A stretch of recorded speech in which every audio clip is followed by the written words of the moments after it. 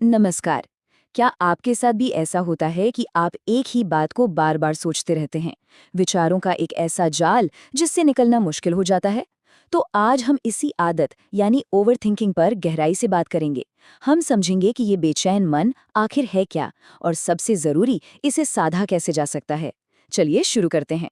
Screen पर ये जो नंबर दिख रहा है 73%, ये सिर्फ एक आंकड़ा नहीं है। इसके पीछे एक बहुत बड़ी कहानी छुपी है। जी हाँ, एक स्टडी के मुताबिक भारत में 73% युवा, यानी लगभग हर 4 में से 3 युवा ओवरथिंकिंग की आदत से परेशान हैं। ये आंकड़ा हमें बताता है कि ये किसी एक इंसान की नहीं, बल्कि हम में से ज्यादातर लोगों की कहानी है, और इसीलिए आज इस पर बात करना बहुत जरूरी हो गया है। आज के इस सफर में हम 4 पड़ावों से गुजरेंगे। सबसे पहले हम इस समस्या को ठीक से पहचानेंगे, फिर हम इसकी जड़ों तक जाएंगे कि ये शुरू कहाँ से होती है। उसके बाद हम देखेंगे कि सिर्फ अपना नजरिया बदलकर कैसे चीजें बदल सकती हैं, और आखिर में मन को साधने के कुछ बहुत ही ठोस तरीके भी जानेंगे। तो चलिए पहले हिस्से से शुरू करते हैं।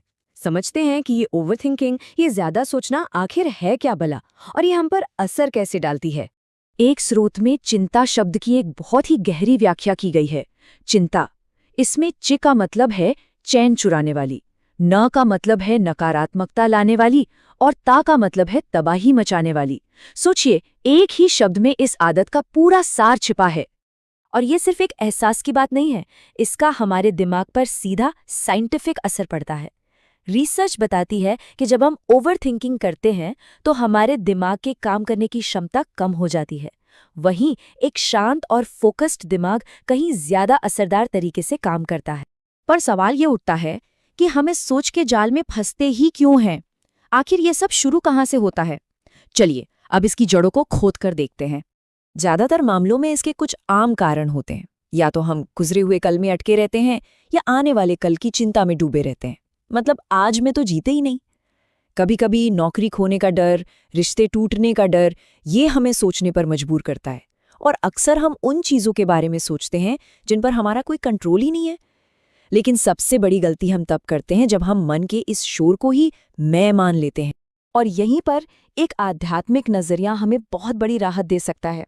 ये कहता है कि कमी हमारे अंदर नहीं है, कमी तो मन के काम करने के तरीके में है। व्यक्ति तो ईश्वर का अंश है, वो कभी गलत या दोषी हो ही नहीं सकता। ये सोच हमें खुद को कोसने से बचाती है, और हमें ये समझने में मदद करती है कि ये बस एक आदत है जिसे बदला जा सकता है। तो अब जब हमने समस्या और उसके कारण दोनों को समझ लिया है, तो चलिए अब समाधान की तरफ बढ़ते हैं। और इसकी शुरुआत होती है हमारे नजरिए से, हमारी मनोस्थिति को बदलने से। इस बात को समझने के लिए एक छोटी सी पर बहुत कमाल की कहानी सुनते हैं। एक जंगल में 2 साधु एक झोपड़ी में रहते थे। एक रात बड़ा भयंकर तूफान आया और उनकी झोपड़ी की छत ही उड़ गई। जब तूफान थमा तो एक साधु रोने लगा, हे भगवान, तुझे सारे दुख देने के लिए मैं ही मिला था। लेकिन दूसरा साधु मुस्कुरा रहा था।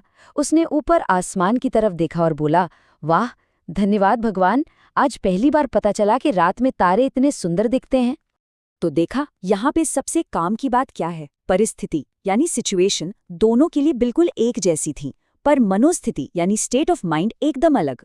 मतलब दुख हमें हालात से नहीं, बल्कि हालात पर हमारी सोच से होता है। ऐसा ही कुछ हम असल जिंदगी में अपने साथ होने देते हैं। सोचिए, एक आदमी सुबह एकदम बढ़िया मूड में उठता है, लेकिन पहले उसकी पत्नी, फिर घर के नौकर, फिर ऑफिस में लोग सब उसे एक ही बात कहते हैं, अरे तुम बीमार लग रहे हो। अब होता क्या है कि शाम होते होते वो आदमी सच में इतना कमजोर महसूस करने लगता है कि उसे सहारे की जरूरत पड़ जाती है। ये दिखाता है कि कैसे हमारे विचार और दूसरों के सुझाव हमारी हकीकत बन जाते हैं। तो चलिए अब आखिरी और सबसे जरूरी पड़ाव पर आते हैं कि इस मन को साधने के, इसे कंट्रोल करने के वो कौन से तरीके हैं जिन्हें हम आज से ही अपना सकते हैं।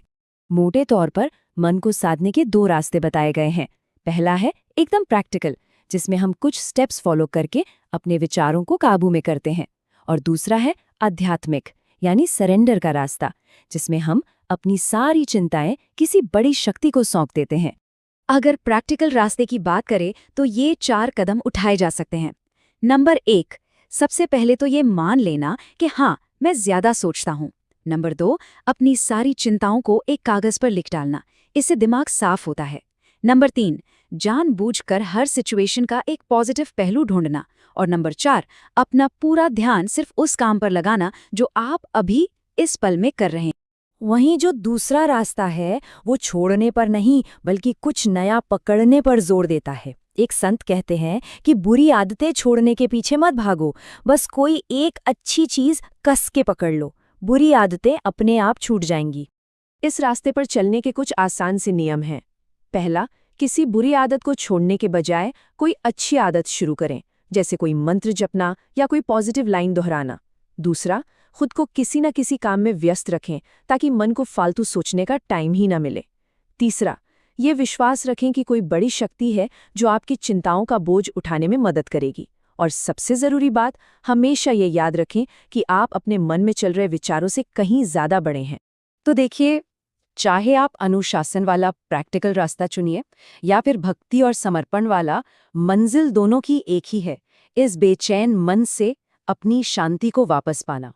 तो जाते जाते बस एक सवाल आपके लिए छोड़कर जाते हैं। क्या हमें इस मन को अपना मालिक बने रहने देना चाहिए जो हमें जैसे चाहे नचाए, या फिर हमें इसका मालिक बनकर इससे अपने हिसाब से काम करवाना चाहिए? चुनाव पूरी